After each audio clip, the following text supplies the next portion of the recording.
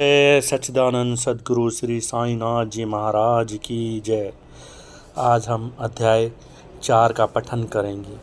श्री साईं बाबा का शिरडी में प्रथम आगमन, संतों का अवतार कार्य, पवित्रत्व, तीर्थ स्थान शिरडी, श्री साईं बाबा का व्यक्तित्व, गोली बुआ का अनुभव, श्री विट्ठल का प्रकट होना, क्षीर सागर की कथा, दास गणों का प्रयाग स्नान, श्री साईं बाबा का शिरडी में प्रथम आगमन और 3 वाड़ों के बारे में इस अध्याय में जिक्र किया गया है। संतों का अवतार कार्य।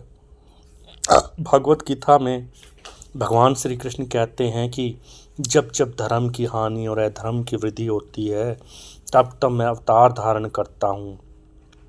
धर्म स्थापन, दुष्टों का विनाश और साधुजनों के कल्याण के लिए मैं युग युग में जन्म लेता हूँ। साधु और संत भगवान के प्रतिनिधि स्वरूप हैं। वे उपयुक्त समय पर प्रकट होकर अपनी कार्य प्रणाली द्वारा अपना अवतार कार्य पूर्ण करते हैं। अर्थात जब ब्राह्मण, क्षत्रिय और वैश्य अपने कर्तव्यों से विमुख हो जाते हैं और शूद्र उच्च जातियों के अधिकार छीनने लगते हैं, जब जब धर्म की हानि होने लगती है, चारों निंदा होने लगती है, तब जब लोग निषिद्ध भोज्य पदार्थ और मदिरा सेवन आदि का सेवन करने लगते हैं, जब धर्म की आड़ में निंदित कार्य होने लगते हैं, जब भिन्न भिन्न धर्मावलंबी परस्पर लड़ने लगते हैं, तब मैं प्रकट होता हूँ।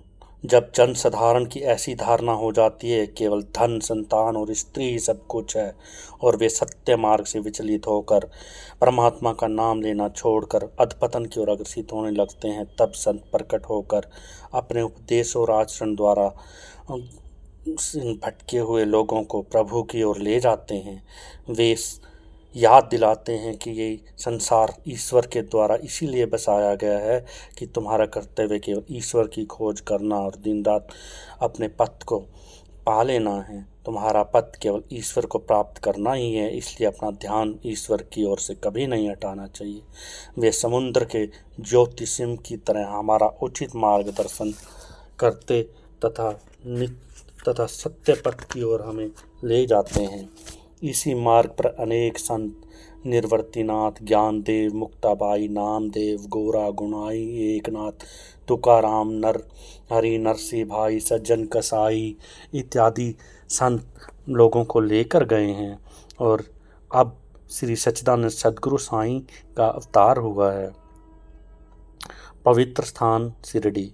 अहमदनगर जिले में गोदावरी के तट बड़े ही भाग्यशाली हैं जिन पर अनेक संतों ने जन्म लिया है और ऐसे संतों में श्री ज्ञानेश्वर महाराज प्रमुख थे।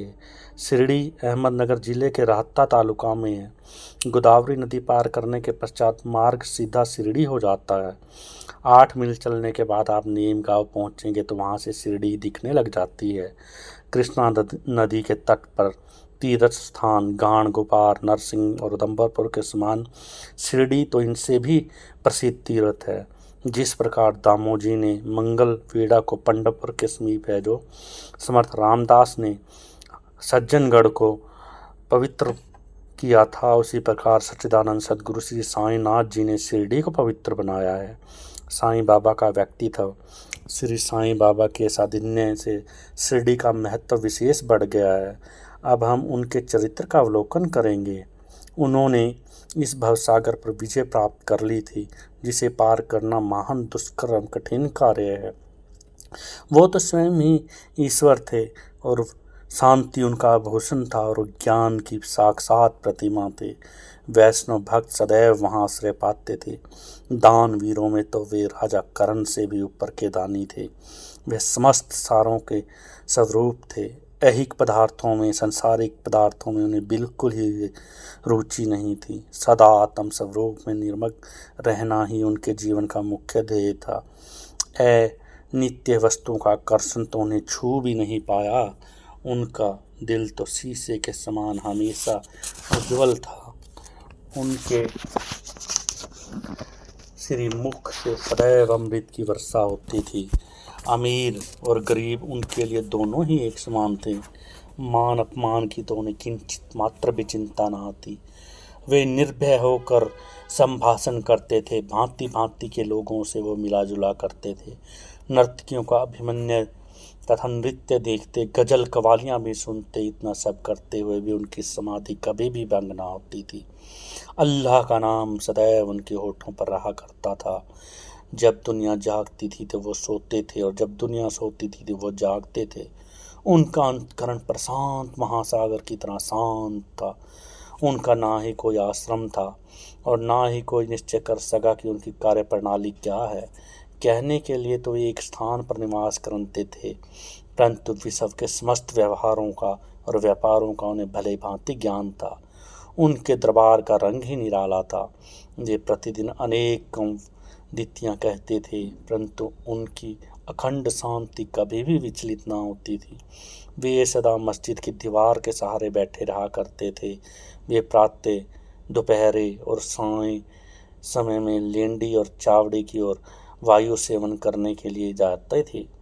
सत्य सिद्ध होकर भी वे साधकों के समान आचरण किया करते थे। वे विनम्र, दयालु, अभिमान रहित थे।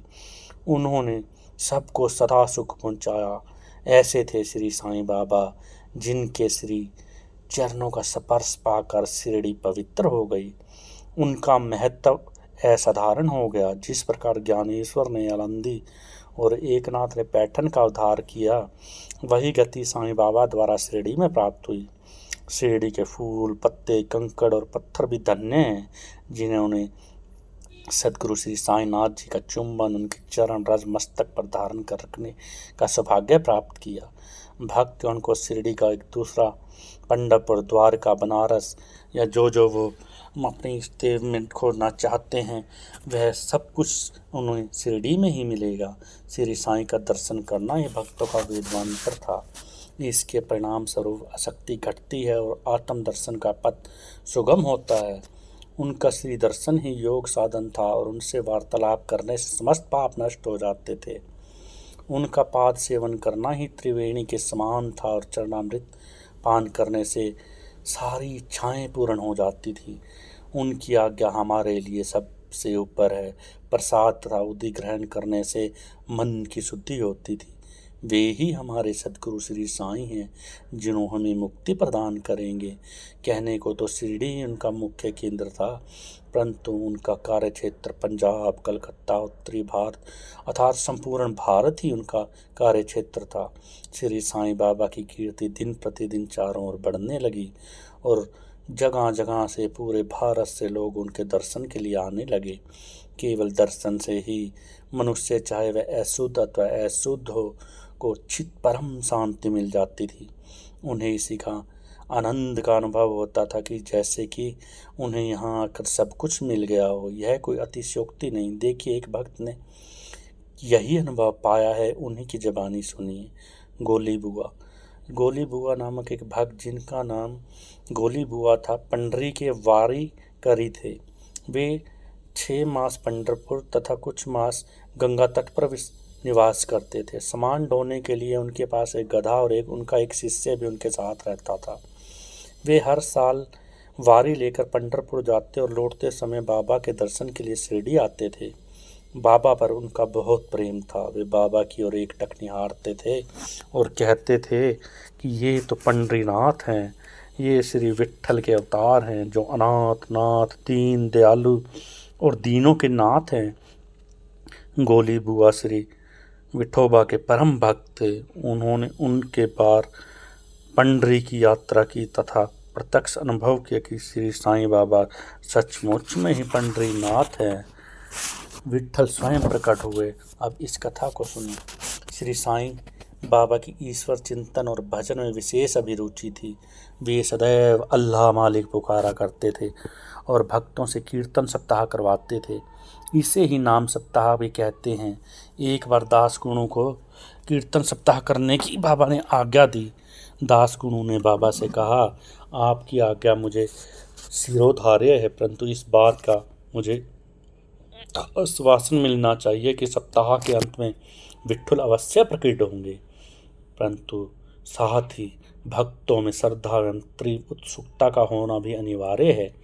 ठाकुरनाथ की डंकपुरी, विट्ठल की पंडरी, रण छोड़ की तो द्वारिका यही है।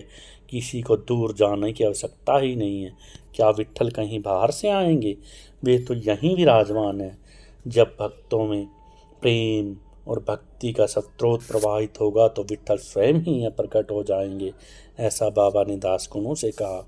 और दासगणु जी ने सप्ताह पारायण शुरू कर दिया। सप्ताह समाप्त होने के बाद विट्ठल भगवान इस प्रकार प्रकट हुए।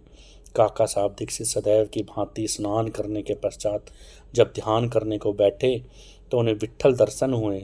दोपहर के समय जब वे बाबा के दर्शन के लिए मस्जिद द्वारका माई पहुँचे तो बाबा ने उनसे पूछा, क्यों विट्ठल आए थे ना? बहुत चंचल हैं विट्ठल, उनको कस के दृढ़तापूर्वक पकड़ लो।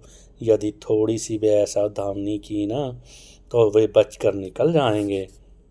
यह प्रातःकाल की घटना थी और दोपहर के समय उन्हें पुनः दर्शन हुए। इसी दिन की बात है कि एक चित्र बेचने वाला विठोबा जी के 40-50 चित्र लेकर वहां बेचने के लिए आया। यह चित्र ठीक वैसा ही था जैसा काका साहब दीक्षित को ध्यान में दिखा था। चित्र देखकर और बाबा के शब्दों को याद कर कर काका साहब को बड़ी विस्मय और प्रसन्नता हुई। उन्होंने यह चित्र खरीद लिया और उसे अपने मंदिर में प्रतिष्ठित कर दिया। ठाणा के अवकाश प्राप्त मामलादार श्री वी देव ने अपने अनुसंधान के द्वारा यह प्रमाणित कर दिया कि शिरडी ही पंढरपुर की परिधि में आती है। दक्षिण में पंढरपुर श्री कृष्ण भगवान का प्रसिद्ध स्थान है और शिरडी ही द्वारिका है। साई लीला पत्रिका भाग में भी यही लिखा गया है। द्वारका की ओर एक और व्याख्या सुनने में आती है कि नारायण अय्यर द्वारा लिखित भारतवर्ष का स्थायी इतिहास में स्कंद पुराण से उद्धृत की गई है। वह इस प्रकार है, चतुर्वर्णमापी वर्गाणा यत्र द्वारिणा सर्वतः अतो द्वारवती उक्ता विदुदी भस्तवती दीपी। जो स्थान चारों वर्णों के लोगों को धर्म, अर्थ, काम और मोक्ष के लिए सुलभ हो, दार्शनिक लोग उसे द्वारका माई के नाम से पुकारते हैं। शिरडी में बाबा की मस्जिद में केवल चारण वर्णों के लोग ही नहीं बल्कि भोगी, सिंधे जैसे कोड़ी आदि सभी के लिए खुली थी। अतः शिरडी को द्वारका कहना ही सबसे उचित है। भगवंत राव श्री सागर की कथा। श्री विट्ठल पूजन में बाबा को कितनी रुचि थी यह भगवंत राव श्री सागर की कथा से स्पष्ट है। भगवंत राव के पिता श्री कृष्ण भगवान के परम भक्त थे जो प्रतिवर्ष पंढरपुर वारी लेकर जाते थे। उनके घर में विठोबा की ही एक मूर्ति थी जिनकी वे प्रतिदिन पूजा किया करते थे। उनकी मृत्यु के पश्चात उनके पुत्र ने वारी, पूजन, श्राद्ध इत्यादि समस्त कार्य छोड़ दिए। जब भगवान शिरडी आए तो बाबा ने उन्हें देखते ही कहा, इनके पिता मेरे परम मित्र थे, इसी कारण ही मैंने इन्हें यहाँ बुलाया है। इन्होंने तो मुझे कभी भी भोजन अर्पण नहीं किया और इन्होंने मुझे और विठोबा को भूखा मारा है, इसलिए मैंने इन्हें यहाँ आने के लिए प्रेरित किया है। अब मैं इन्हें हठपूर्वक पूजा में लगा दूंगा। दासगणु का प्रयाग स्थान। गंगा और यमुना नदी के संगम पर प्रयाग प्रसिद्ध पवित्र तीर्थ स्थान है। हिंदुओं की ऐसी भावना है कि वहाँ स्नान आदि करने से समस्त पाप नष्ट हो जाते हैं। इसी कारण प्रत्येक त्यौहार पर सैकड़ों करोड़ों भक्तगण वहाँ जाते हैं और स्नान का लाभ उठाते हैं। एक बार दासगणु जी ने भी वहाँ जाकर स्नान करने का निश्चय किया और इसके लिए उन्होंने बाबा से आज्ञा मांगी। इस विचार को जानकर बाबा ने कहा, इतनी दूर व्यर्थ भटकने की क्या आवश्यकता है, अपना तो प्रयाग ही यही है, बस मुझ पर विश्वास करो, चारों धाम ही मेरे चरणों में। आश्चर्य है, महान आश्चर्य है।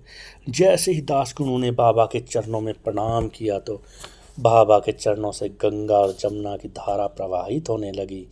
यह चमत्कार देखकर दासगणु का प्रेम और भक्ति से आंखों से अश्रु धारा बहने लगी। उन्हें कुछ अंश फुर्ती हुई और उनके मुख से श्री साईं बाबा की स्तोत्र शिवनी स्वतः ही प्रवाहित होने लगी। श्री साईं बाबा का प्रथम आगमन। श्री साईं बाबा के माता पिता, उनके बारे में किसी को भी कुछ भी नहीं पता है। इस संबंध में लोगों ने बहुत छानबीन की। बाबा से तथा उन लोगों से भी पूछा, परंतु कोई नहीं है जान सका कि बाबा के माता पिता कौन है, कहाँ से आए हैं। यथार्थ में हमें यह ढूंढने की ज़रूरत ही नहीं थी। हमने उनके माता पिता ये से क्या, हम तो हमारे तो सच्चिदानंद सदगुरु श्री साईं हैं। हमें अगर जो भी पूछना साईं से पूछें, सदगुरु साईं हमें सब कुछ बता देंगे। यथार्थ में हम लोग इस विषय में बहुत अनभिज्ञ हैं। नामदेव व कबीरदास जी का जन्म अन्य लोगों की भांति नहीं हुआ था। वे बाल प्रकृति में की गोद में पाए गए थे। नामदेव भीमरथी नद पर गुनाई को और कबीर भागीरथी नदी के तीर पर तमाल में पड़े हुए मिले थे। ऐसा ही श्री साईं बाबा के संबंध में है। श्री साईं बाबा नीम के वृक्ष के तले 16 वृक्ष की तरुण अवस्था में ही पाए गए थे। उस समय वे पूर्ण ब्रह्म ज्ञानी प्रतीत होते थे। सपने में भी उनको किसी लौकिक पदार्थ की इच्छा नहीं होती थी। उन्होंने माया को ठुकरा दिया था और मुक्ति उनके चरणों में लौटती थी। शिरडी ग्राम की एक बहुत वृद्ध स्त्री नाना चपोदार की माँ ने उनका वर्णन इस प्रकार किया है। एक तरुण, स्वस्थ, फुर्तीला एवं अति रूपवान बालक सर्वप्रथम नीम वृक्ष के नीचे समाधि में लीन दिखलाई पड़ा। सर्दी गर्मी की उन्हें किंचित मात्र भी चिंता ना थी। उन्हें इतनी अल्प आयु में इस प्रकार का कठिन तपस्या करते देखकर लोगों को महान आश्चर्य हुआ। दिन में वे किसी से भेंट नहीं करते थे और रात्रि में निर्भय होकर एकांत में घूमते थे।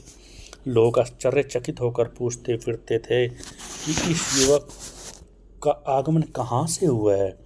उसकी बनावट आकृति इतनी सुंदर थी कि एक बार देखने मात्र से लोग आकर्षित हो जाते थे। वे सदा नीम के नीचे बैठे रहा करते थे। वे कभी किसी के द्वार पर ना जाते थे। यद्यपि वे देखने में युवक प्रतीत होते थे, परंतु उनका आचरण महात्माओं के सदृश था। वे त्याग और वैराग्य की साक्षात प्रतिमा थे। एक बार एक आश्चर्यजनक घटना घटी। एक भक्त को भगवान खंडोबा का संचार हुआ। अर्थात जैसे आज माता की चौकी आती है किसी में, वैसे ही खंडोबा की चौकी के एक भगत में आई। लोगों ने अपने शंका निवारण हेतु उनसे प्रश्न किया कि हे देव, कृपया बताएं कि ये भाग्यशाली किस भाग्यशाली पिता की संतान है और ये यहाँ क्यों आया है और कहाँ से आया है। भगवान खंडोबा ने एक कुदाली मंगवाई और एक स्थान की ओर इशारा करते हुए उसे खोदने का संकेत दिया। जब वह स्थान पूर्ण रूप से खोदा गया तो वहाँ एक पत्थर के नीचे 2 ईंट पाई गई। पत्थर को हटते ही एक द्वार पर दिखा जहाँ पर 4 दीपक जल रहे थे। उन दरवाजों का मार्ग एक गुफा में जाता था। वह जहाँ गोमुखी अपार आकार की इमारत, लकड़ी के तख्ते और कुछ मालाएं पड़ी थी। भगवान खंडोबा कहने लगे, इस युवक ने इसी स्थान पर 12 वर्ष तपस्या की है। तब लोग उस युवक से प्रश्न करने लगे, परंतु बाबा ने यह कहकर टाल दिया कि यह तो मेरे गुरुदेव की पवित्र भूमि है, अतएव यह मेरा पूज्य स्थान है। तब लोगों ने उस दरवाजे को पूर्ववत बंद कर दिया। जिस प्रकार अश्वत्थ तथा औदुंबर वृक्ष पवित्र माने जाते हैं, उसी प्रकार बाबा ने भी इस नीम के वृक्ष को पवित्र कर दिया। महालसापति तथा शिरडी के अन्य भक्त इस स्थान को बाबा के गुरु का समाधि स्थान मानकर सदैव नमन करते हैं। अतः पाठकों से भी हमारा निवेदन है कि जब भी वे शिरडी जाएं तो नीम पेड़ के नीचे बाबा की जो मूर्ति रखी है उसको गुरु स्थान मानकर सदैव प्रणाम करें, उनको नमन करें।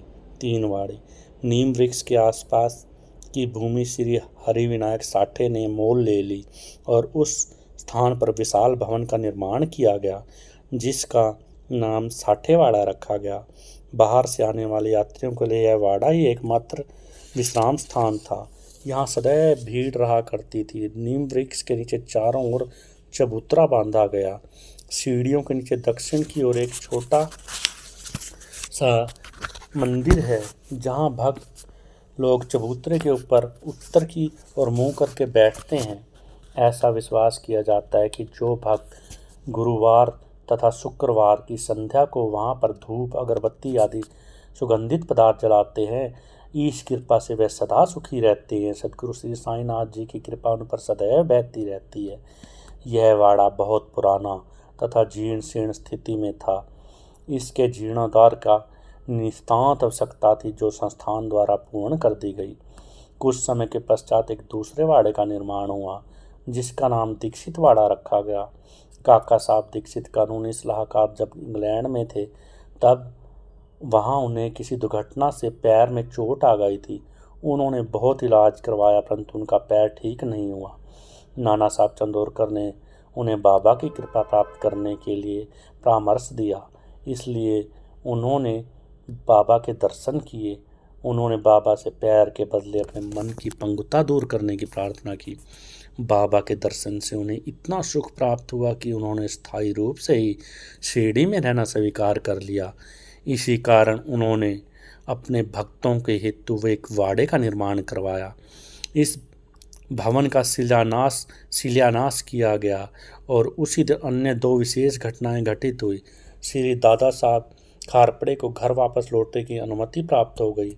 चावड़ी में रात्रि को आरती प्रारंभ हो गई। कुछ समय बाद वाड़ा संपूर्ण रूप से बनकर त्याग हो गया और रामनवमी के शुभ अवसर पर उसका यथाविधि उद्घाटन कर दिया गया। इसके बाद एक और वाड़ा मानो एक शाही भवन नागपुर के प्रसिद्ध श्री मंत बूटी ने बनवाया। इस भवन के निर्माण में बहुत धनराशि लगाई गई। उनकी समस्त निधि सार्थक हो गई क्योंकि बाबा का शरीर अब वहीं विश्रांति पा रहा है। फिलहाल यह समाधि मंदिर के नाम से विख्यात है। इस मंदिर के स्थान पर पहले एक बगीचा था जिसमें बाबा स्वयं पौधों को सींचते थे और उनकी देखभाल किया करते थे। जहाँ पहले एक छोटी मोटी कुटी भी नहीं थी, वहाँ तीन वाड़ों का निर्माण हो गया। इन सब में साठे वाड़ा पूर्व काल में बहुत ही उपयोगी था। बगीचे की कथा। वामन तात्या की सहायता से स्वयं बगीचे की देखभाल, शिरडी से श्री साईं बाबा की अस्थायी अनुपस्थिति तथा चांद पाटल के बारात में बाबा का पुण्य शिरडी लौटना, देवीदास, जानकीदास, गंगागीर की संगति, मोहिदीन तंबोली के साथ कुश्ती, मस्जिद में निवास, श्री डेंगले व अन्य भक्तों पर प्रेम तथा अन्य घटनाओं का अगले अध्याय में वर्णन किया जाएगा। श्री सद्गुरु साईनाथम पूर्णम शुभम भवतु। अध्याय समाप्त। जय सच्चिदानंद सद्गुरु श्री साईनाथ जी महाराज जी की जय।